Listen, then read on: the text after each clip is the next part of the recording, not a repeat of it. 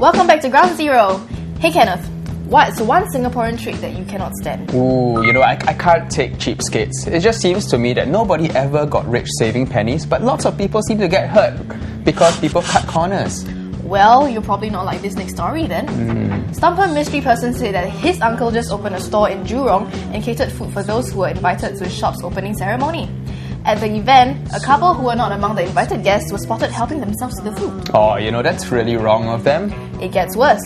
They didn't just stop at one helping, they actually had 3 rounds of food before leaving. Oh, come on. It's really quite shocking how some people can bring themselves to do stuff like that. Yep, and after they were done with the food, they just left discreetly without a word. At least say thanks for the free food that you just wolfed down, right?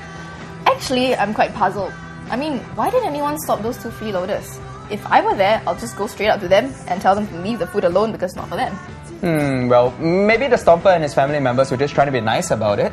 Stomper Christine Leong said, you should go up to them and tell them off, shame them publicly. Well, I think the couple should have been told off, but the family doesn't have to make a scene and embarrass the freeloaders. They could have done it in a discreet way, like quietly telling them to leave. Now, Stomper Pao Pao 8829 has the great idea to chase the cheapskates away.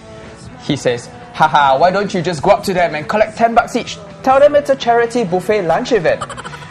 Actually, that might just be the best way to make them leave. You know how crowds of people tend to scarper when you ask them for donations on the street? Well, yeah, they do. Now, this couple is not the only example of ugly Singaporeans we've seen this week. Stomper Choke Table said, tissue distributors just got smarter in Singapore. These tissue packets are issued to shoppers at this new mall in Serangoon. Nice! A few years ago, my friend gave me a pack of tissue paper with the word choke in red. I thought that was hilarious. Oh, have you been using that cheap method to reserve seats as well? No, Kenneth, I'm a considerate Singaporean. That's really, really good to know. Stomper Xiaolin said, can simply share table with others, right, if it's full house? Why must chope seats? The tissue doesn't write names on it, and you can say that the tissue is yours if you are thick-faced enough. I prefer people to chope seats with their bags than using tissue.